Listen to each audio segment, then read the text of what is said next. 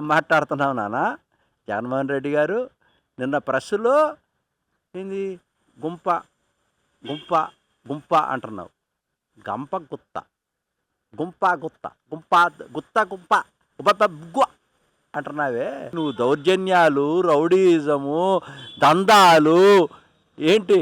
అసలు నీ రాజకీయ జీవితమే కాపులు చెట్టు పేరు చెప్పి కాయలు అమ్ముకొని, కులాలను నమ్ముకొని, కుక్క మూతి పిందిలాగా మా తాతల నేతులు తాగారు, మా మూతులు వాసన చూడండి అని చెప్పి నువ్వు జగన్మోహన్ రెడ్డికి ఇంటికి కాపలా కాస్తున్నానని ఏంటి?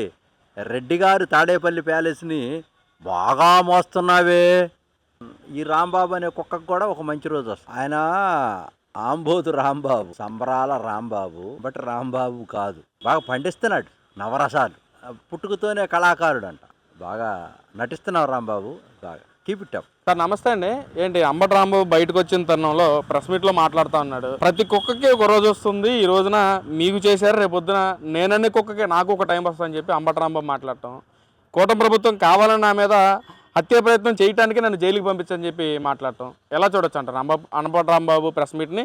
దాని మీద మీరు ఎలా రియాక్ట్ అవుతారు? ఆయన ఆంబోతు రాంబాబు, సంబరాల రాంబాబు, బట్ రాంబాబు కాదు. ఆయన విన్యాసాలు చాలా అద్భుతంగా చేస్తున్నాడు, బాగా పండిస్తున్నాడు నవరసాలు.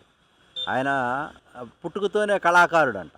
బాగా నటిస్తున్నావు రాంబాబు, బాగా కీప్ ఇట్ అప్. ఏం చెప్తున్నావు నువ్వు రాంబాబు గారు? Every dog has his own day. ప్రతి కుక్కకి ఒక రోజు వస్తుంది. నేను కూడా ఒక కుక్క లాంటివాడిని. ఈ రాంబాబు అనే కుక్కకు కూడా ఒక మంచి రోజు వస్తుందని. కుక్కతో పోల్చుకుంటున్నావు ఏంటయ్యా నీది? అంటే జగన్మోహన్ రెడ్డి గారి దగ్గర విశ్వాసంగా పడి ఉంటున్నానని, జగన్మోహన్ రెడ్డికి ఇంటికి కాపలా కాస్తున్నానని ఏంటి? రెడ్డి గారు తాడేపల్లి ప్యాలెస్ని బాగా మోస్తున్నావే. ఏమన్నావు? చంద్రబాబు నాయుడు గారు కమ్మవారి పార్టీకి, చంద్రబాబు నాయుడు గారికి, పవన్ కళ్యాణ్ గారు కాపు కాస్తున్నారా? కాపు కాయట్లా. ఆయన ఒక పార్టీ పెట్టి మిమ్మల్ని అందరినీ సైతాన్ సైన్యాన్ని తరిమి కొట్టడం కోసం ఒక ప్రయోగం చేసి కాపులందరికీ ఆత్మగౌరవాన్ని కలిగించాడే కానీ నీకులాగా కాపులు చెట్టు పేరు చెప్పి కాయలు అమ్ముకొని, కులాలను నమ్ముకొని, కుక్క మూతి పిందిలాగా మా తాతల నేతులు తాగారు, మా మూతులు వాసన చూడండి అని చెప్పి నువ్వు ఆ రంగా గారి పేరు, కాపుల పేర్లు చెప్పుకొని నువ్వు దౌర్జన్యాలు, రౌడీయిజము, దందాలు ఏంటి? అసలు నీ రాజకీయ జీవితమే ఒక పెద్ద ట్రాష్. దాంట్లో నువ్వు ఏదో కొండందో వెలుగును పట్టినట్టుగా చంద్రబాబు నాయుడు గారి అమ్మగారిని ఏ విధంగా క్యారెక్టర్ అసాసినేషన్ చేసినటువంటి నేపథ్యంలో నీ కూతురు, నీ భార్య, నీ పిల్లలు, నీకున్నటువంటి మహిళా సమాజం చీయని ఉయ్యలేదా? అంటే క్షమాపణ చెప్పినంత మాత్రాన నువ్వు చేసినటువంటి అన్నీ మటుమాయమైపోతాయా? అంటే ఏమంటావు? పవన్ కళ్యాణ్ గారిని కాపు కాస్తున్నాడా? అతను ఈజ్ హీరో. ఆయన పాతాళానికి తొక్కుతానన్నాడు జగన్మోహన్ రెడ్డి గారిని. తొక్కేశారు.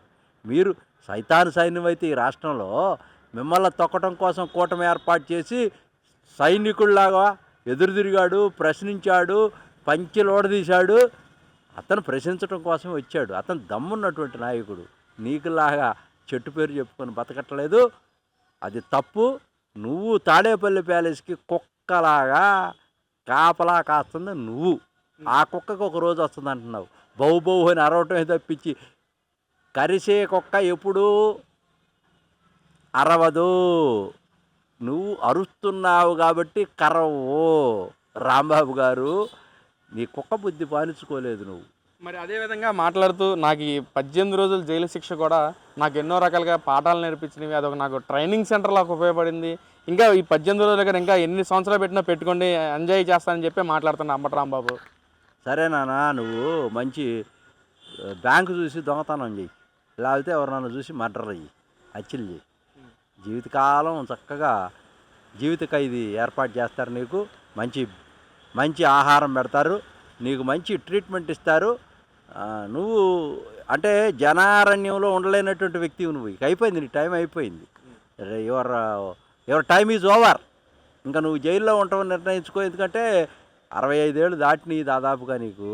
ఇంకా రామకృష్ణ కృష్ణారామ అనుకున్నటువంటి పరిస్థితుల్లో నీ నీ చిప్పు దొబ్బిందనేది నాకు అర్థమవుతుంది ఇప్పుడు. స్పష్టంగా నాకేమర్థమవుతుందంటే ఏం చేయకూడదు, ఏం చెయ్యాలనేది కూడా సామాన్యుడికి కూడా తెలుసు, చిన్నపిల్లోడికి కూడా.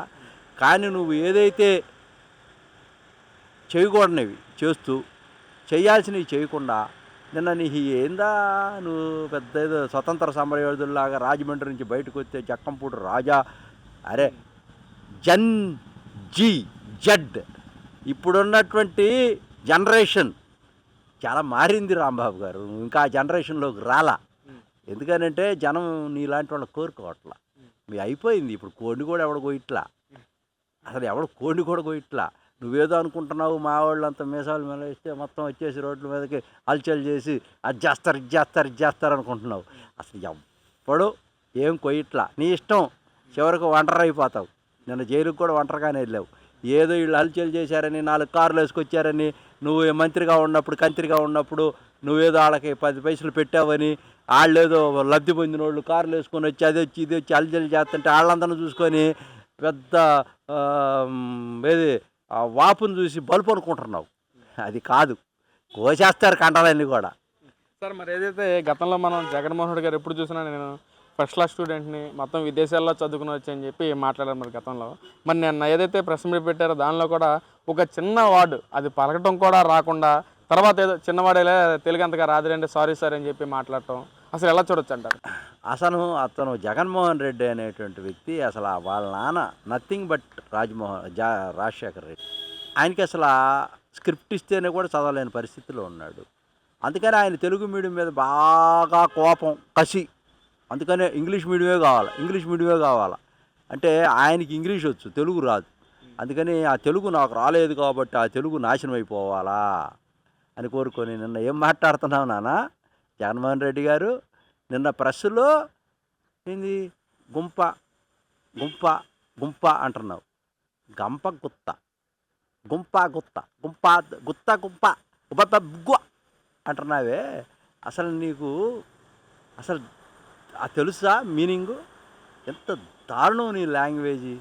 అసలు నువ్వు మార్చుకో, నీ వ్యవస్థలో మార్చుకో, నువ్వు ట్రైనింగ్ అవ్వు. చూడు లోకేష్ గారు అలా ఎంత అద్భుతంగా మాట్లాడుతున్నాడో. అతని యొక్క భాష, బాడీ లాంగ్వేజీ, తనకున్నటువంటి పర్సెప్షను అసలు అత్యద్భుతం. నీ సోషల్ పర్సెప్షన్ ఏంటి నీది? పరనింద, ఆత్మస్థుతి, కొట్టుకోవటమే. ఓ నేను వీరుణ్ణి సూర్యుడిని బచాయించటం, బాకా ఊదటం, నువ్వు రాత్రి మొగుళ్ళు ఆగమాగం చేయటం, ఊదరగొట్టడం, దంబాచారాలు కొట్టడం. జగన్మోహన్ రెడ్డి గారు నువ్వు కల్తీ నెయ్యికి సంబంధించినటువంటి అంశంలో చిక్కిపోయావు, పేకల లోతుల్లో కూరుకుపోయావు. సుబ్రహ్మణ్యం అనే అంశంలో పూర్తిగా పతనం అయిపోయావు. ఆయన ఎప్పుడైతే దళితుడిని డోర్ డెలివరీ చేశారో అప్పుడు నువ్వు అనంతబాబుని ఎప్పుడైతే నువ్వు సపోర్ట్ చేశావో ఫినిష్, భూస్థాపితం అయిపోయావు. నీకు రాజకీయ జీవితమే లేదు. నువ్వు టోటల్గా క్లోజు. నువ్వు ఏం మాట్లాడుతున్నావు?